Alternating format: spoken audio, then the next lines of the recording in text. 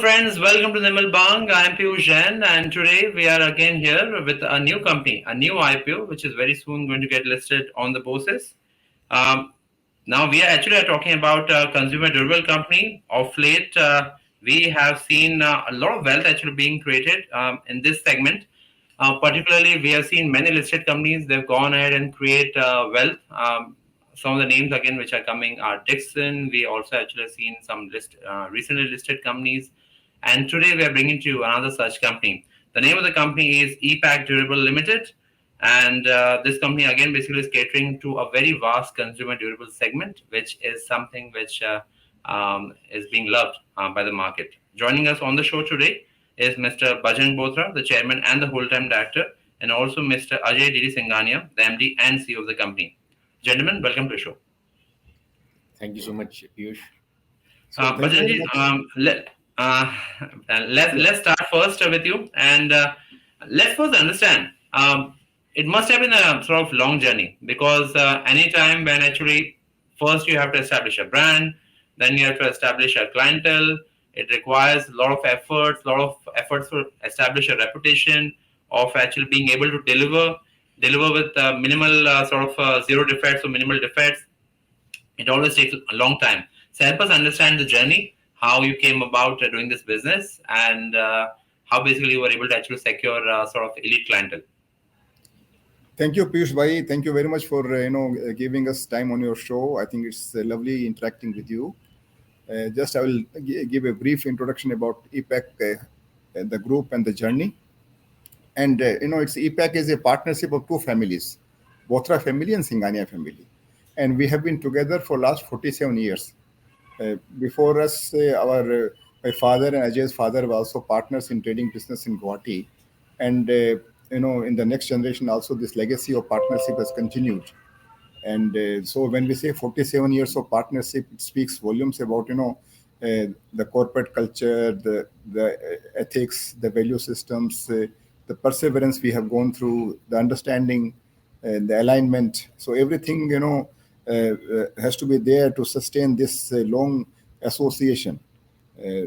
And I think I think because of the basic DNA which has gone through with this 47 years of journey, we have made it a point that we always grow with the best, be it customer, be it suppliers, be it friends, relations, bankers, merchant bankers, auditors. Everywhere we made it a point that we have to grow with the best, because they are the one who bring in who's use value on the table, and then they give us a strategic direction. We have to, if we have to sustain and we have to fight the competition, we have to be relevant. I think it's very, very important that we evolve ourselves regularly and continuously.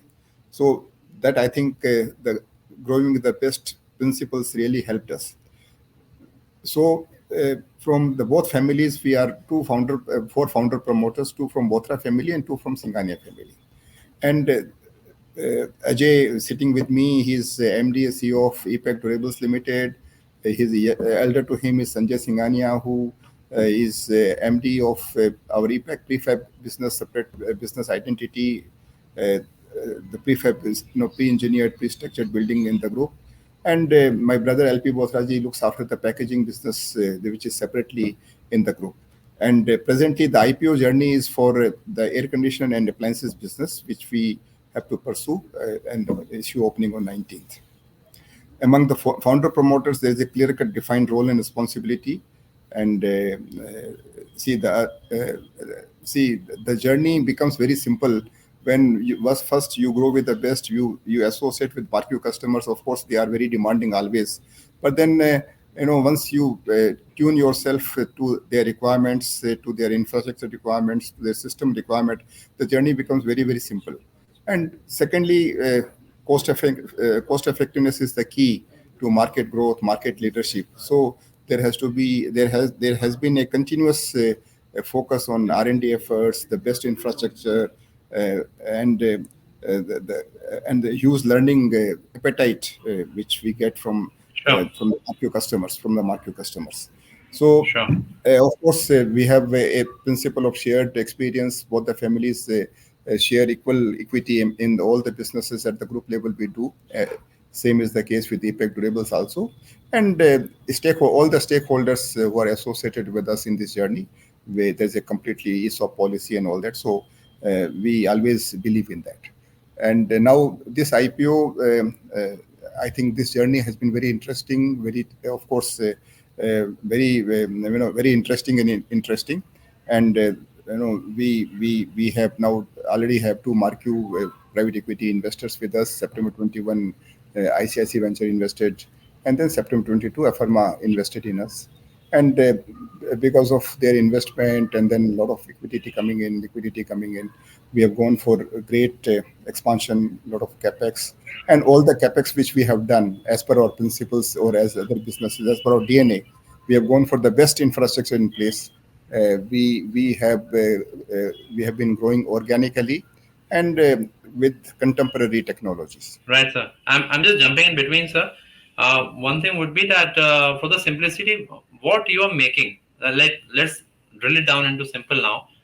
What you are making, and also basically where you're selling. Yeah. So Piyush, this company EPACK Durable now, wherein we are called as an ODM for air conditioners and appliances. So an ODM means we design, develop, manufacture, assemble, and then supply the finished product to a customer. So we don't have a brand visible in the market, but out of the top 10 brands, especially for air conditioners sold in India, 7 of them are our customers. So, which means out of top 10 brands, 7 brands, the products, part of their products get manufactured in our facility, and it's a complete ODM, which means it's like a black box solution. The complete product has been designed, developed, and manufactured by us, and then sold to these brands, who then So, get the. are you saying if it comes to air conditioners, is it particular component of the air conditioner, or you're saying that complete air conditioner assembling or basically making is happening in your factory? It's the entire chain actually. I'm saying Oh, right okay. from designing to manufacturing each and every part, then the final product as well. So the Then, complete. So this is what so I'm taking a name largely for understanding. Then I would say you are a direct peer to Dixon, right? Because Dixon also does the same thing. I'm trying to take a name because so that the viewers are able to sort of make an analogy here. So the other peers besides Dixon is like two other listed entities are there, Amber and PG, who are also in the same industry. So this is called an ODM OEM industry where we manufacture the Okay, so finished so product. so I think would be fair to say contract manufacturing is basically our domain is. Now one is air conditioners. What else do you make, sir? So we have we have a diversified product portfolio. Besides air conditioners, we also do small domestic appliances, Hmm. predominantly the kitchen appliances. So currently we have 3 products in our portfolio in kitchen appliances: the induction cooktops, bottled water dispensers, and mixer grinder category. And going forward, we are expanding our product portfolio in both air conditioning segment, I mean the RAC segment, as well as the small domestic appliance segment, and then the similar consumer durable segment as well. So products like we call the mid-size products like coolers, washing machines, etc. So I mean, this entire consumer durable space is where we belong to. And it's quite a big market. Yeah.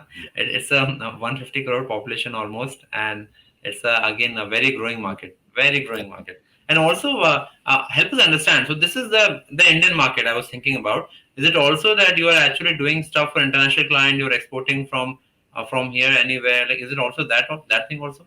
Yeah, we are currently exporting to some of the Middle East countries, then some Asian countries like Sri Lanka, then some African countries. But currently, the export share of the overall revenue is extremely small. I mean, it's less than 1% as of now, what we stand today. But definitely, the potential to export is extremely, extremely high. It's 10 times India market size. And so that is what the company aspires to actually grab that additional opportunity which lies there. So I think it is more about strengthening the make in India thing first, strengthening our own foothold, creating those capacities and cost Sure. efficiencies, the cost leadership. Definitely, then the ocean is the limit. Yeah. How are your contracts designed, sir? Is it a cost plus contract or is it a fixed price contract? So see, end of the day, as an ODM, there's a slight difference between ODM and OEM.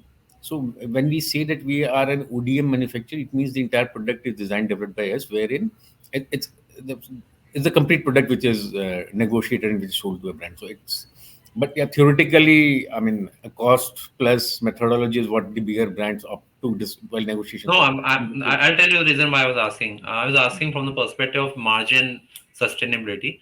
For example, almost 4 quarters back, we were talking about aluminum prices, steel prices actually trading at very high levels. Then they cooled off over the next couple of quarters. So, for factories like you, again, you'd be buying raw materials in advance, then you would be actually making it. So, if it is like a cost plus, then you are able to pass through the raw material escalation, price escalation. So, this is where actually I was coming from. Yeah, so in that sense, Piyush, yes, it's a cost plus model in the sense that the commodities, any fluctuation in international commodities gets passed on because they're longer term contracts. Okay. So in So, that sense, absolutely, it's and a cost plus typically, model. what is the sort of average tenure of the contract? Like 3 years, 5 years, So it's not contract in that sense that it's a tenured contract. So let me give you the explain it this way. Our or average is it like a long-term partnership? Like you create dedicated facilities, or like or nothing like it's that? nothing like that. So we were not creating dedicated facilities or any exclusivity is there with any of the brands. But out of like our average relationship with brand is more than 8.5 years. So that's our average relationship in air That conditioning. then actually it tells the relationship and also the repeat nature of the business. Yeah. So we don't have any written contract for 5 years, 10 years like that. But since we already have relationships with more than 8.5 years, 9 years relationship with some customers, we have been there for more than 13, 15 years. And we've been continuing growing continuously with them. So, I mean, a contract would only be a contract in paper. It's the actual growth which has come from each of these customers. Sure, makes sense, sir. I think then our viewers will be interested to know basically right And, now and Piyush, what is the sort of that is also a manifestation of the system SOPs and quality which we deliver to the customer. Because ultimately, when we make a brand, it's the quality which will matter in the long term.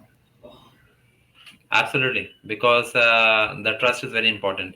Yeah. But coming back on the utilization, like Ajay ji or Bajrang ji, like the question is open to both of you. On the capacity right now, where we are on the utilization at present? See, especially because almost more than 85% of the revenue comes, the top line comes from the air conditioner. So in air conditioner, our utilization of the manufacturing capacity is 100 or more than 100% during the peak months of AC manufacturing. So these peak months generally are mid of December to mid of May. So this 5 6 months definitely the utilization shoots up more than 100%. But subsequently the next 6 months is a concern wherein the capacity utilization drops significantly because the AC production drops to more less than 30%. And this is why our diversification into the other segment of categories like the small domestic appliances and going forward, the products we are discussing which are under development, like the coolers, washing machines, and others come into play, which will actually help us utilize our assets during those off-peak period. So since the manufacturing facilities are fungible, I mean, see, when we make the investments, what we do is into manufacturing. Almost 85-90% of the investment goes into manufacturing of the components, the parts, like let's say plastic parts. So the investment is into injection machines, the sheet metal parts. So the investment is again into those presses and all those things. Those investments are fungible. We can utilize those assets to manufacture other similar appliances. The assembly line is not actually the investment side of it. The most of the investment goes into tooling and the manufacturing capabilities. And the manufacturing capability is fungible. Right now, sir, basically how much funds we are raising in this IPO, and what is the use of it? Yeah. So currently we are raising 400 crores as fresh Hmm. issue in this IPO. Of this Hmm. 400 crores, 230 odd crores would be used for further increase of capacity, and almost 80 crores would be used to pay some long-term debts, Hmm. and balance almost 90. 90 crores would be towards general expenses. So that's the utilization of the funds of the capital is what we're doing. Okay, so let's break it down. About 80 crores, no, if I remember the number rightly, about if 80 crores about is basically going to reduce the debt. What will Yeah. be the net debt, sir, after this reduction? Yeah. So see, that actually we will divide into two parts. So we have the long term, we have the term loan and then the working capital investment. Term loan currently is 170, odd crores.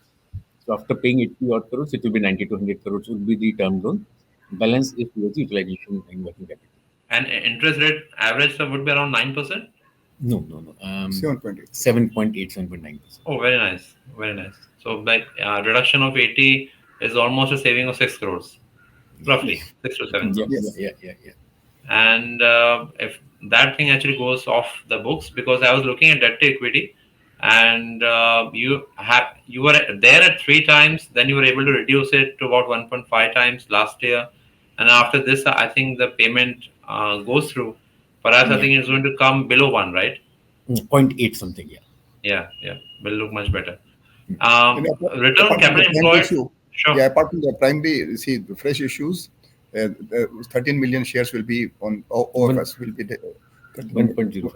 yeah, 1.5. yeah, 10 million, 10, 10, 10 10.05, 10.5 million shares will be OFS, which is, one third of the shares are being offloaded by IBAN. First, Of course, sir. It makes sense. You have to take some benefit out of a long journey. One question, I think it marries to what you actually were saying. Return on capital employed basically is around almost 12%, plus minus yes. 1% here and there, last 3 years. Mm. Return on equity basically somewhere around 15%, though it is good. But ROC perhaps 11%. I think that's where actually I was reading what you were saying. Is that basically in the peak season it's very super utilization, and the off season you actually are planning around of putting sort of more new products there, and perhaps I think that then actually ROC will improve further. Will that be right assumption, sir? Yeah, Piyush, I mean, definitely right you are. But to add on to this, the capex cycle what we have followed in last 3 years. So since we shared earlier, we had two rounds of private equity fundraise in last 2 years. So each time the fundraise was done, it was infused in capex to increase our capacity. And all this capacity augmentation happened in the months of in the last quarter of every financial year. December is ideally the time when we would like the new assets to be productionized because the season for the EC starts from December to May. So that means in the balance sheet, what you see every year is only one quarter utilization of a new investment. So this is what has actually led to an ROCE of 11 or 12 odd. So once this investment cycle stabilizes, we will definitely see an improvement there. I mean, that's an obvious thing to happen. So basically how much sort of capacity is being expanded now with the money? Yeah. So our current capacity is 3.7 million units as we stand here today, and which is good for us to take us through almost FY25. And beyond that, we are anticipating requirement for additional capacity. Then this additional fundraise is being done. By virtue of this fundraise, we plan to put up an additional capacity of almost 2.4 million. So the total capacity would be roughly 6.1 million Oh, so in now this. it is 3.7, you're expanding to 6.1. Did I hear that number right? Absolutely right. And like when, obviously it's going to be phased commissioning, but by when this entire commissioning is going to happen? So 26 and 27 are the two. So we do it in two places. So we have two currently three manufacturing hubs, Piyush. So the first original hub from where we started in 2003, almost 2 decades ago, was in Dehradun, Uttarakhand. Then we set up a facility in Bhiwadi in Rajasthan in 21-22. And then recently, last month, we started production at our third facility, the third manufacturing hub in Sri City, which is in Andhra, very close to Chennai. So three distinct hubs, North, Central India, and South. And that's the way we are trying to cover pan-India operations. And you have commissioned this facility last month. It has started producing from last month. It has started production since last month. And so your number of 3.7 includes this facility. Absolutely. And how much capacity is this, sir, from the facility which started last month? So we earlier had 2.5 million, 2.45 So million, and now additional 1.2 1.25. about has started last month. Absolutely. Oh, that's something our viewers should actually take note of. This is very important. Basically, we actually are talking about, 50% increase in I would say capacity. almost 45% capacity has increased from last month, which Yes. you have not seen in the numbers, which Yes. actually you should imagine and visualize as you go towards the next 12 months. And then Yes. we're talking about a further 60% capacity increase, which is going to commission, I think should be phase wise commissioning. Absolutely. And then that actually is going to get commissioned over the next 2.5 years. So you're practically talking about 25-30% sort of contribution happening every year because of new phase-wise commissioning happening. Yeah, So, and the and most interesting side of this actually is we should look at the industry. uh-huh, Why all this capacity augmentation is happening now, and why we are forcing another 40% capacity increase in next 3 years. So let me take you briefly through the industry also. That will uh-huh. help you understand better. Uh, Last 5 years, if we look at air conditioning industry, it has there has been a CAGR of almost 9% in last 5 years, in which we had two COVID years. Okay. 20 and 21, and both the years the COVID hit us in the middle of the peak season, April, May, June, the peak summer season. We were all locked in our houses. So despite that, the industry clocked a CAGR of 9%. Going forward, a very conservative estimate says, and the Frost and Sullivan estimate says 12% CAGR is what is forecasted for the Makes industry. sense. Right? Obviously, then we read on a daily basis in the newspapers, the economy is doing so well.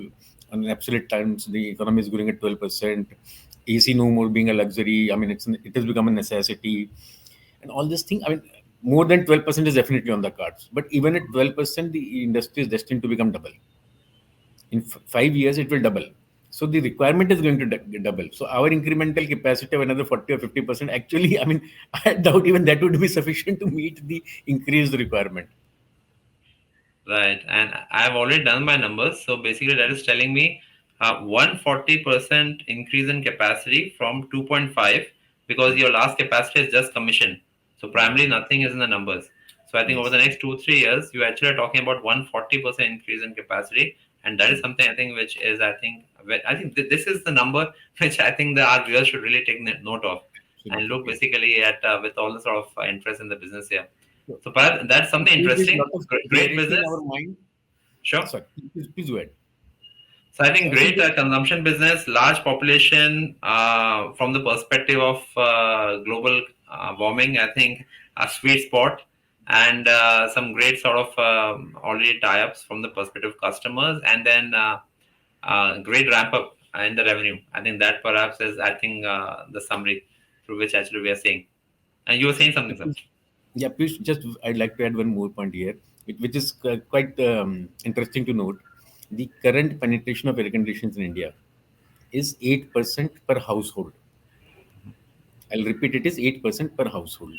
So, let us look at it this way. Out of 150 odd crores of population, what we have, divided by 4 or 5 members per family, it is 30 to 40 crores of households we have in India. Out of those 40 crore household, only 8% of them have AC. Now, it is not absolute 8%. It doesn't mean. Basically that as the disposable income will going to grow, the middle class will grow, ACs per household will grow, and your industry growth rate actually is going to again grow. There's a multiplier growth which is going to come in this industry. So, I mean, right now it is the capacity only which needs to be created for this industry. And on top of it, still we are not discussing anything on the export. We are all right now discussing only domestic consumption. Export market, I mean, which is 10 times what is India market, is another big opportunity which lies in front of us. Absolutely, sir. I think unlike a refrigerator or a television, each household requires 2 or 3 air conditioners. So once one air conditioner comes to a room, I think all other rooms also need air conditioners. So see the multiplier effect. Yeah, else other family members are going to complain. Yes, absolutely. And China, with similar size of population, has about 100% penetration now, with 80 million consumption per year. Absolutely, sir. My last question, because everything is already looking good. My last question: any aspiration to enter into any other sort of segments in a big way, or where you are right now, you only actually want to focus on that segment? See, definitely want to focus on the core. Our core is designing, developing appliances. So our core is designing, developing appliances. So we'll continue our journey in this consumer durable space. Definitely, in itself, there are lots of other appliances which we are looking at it in the brown goods industry itself. So we have a large playing field in front of us, and we need your best wishes to fulfill our aspirations. Absolutely, sir. I think pleasure talking to you, and I think some great growth journey ahead of you. We wish you all the best for your upcoming IPO, and also again basically for a very successful listed journey. We'll stay connected. When the next time you announce the results, we'll come back to you. But for now, thanks a lot for coming on the show. Thank you, Piyush. Thank you very much. Thank you very much. And dear viewers, hope you enjoyed this exciting conversation. A great sort of growth journey, as you just heard. I hope you enjoyed the show.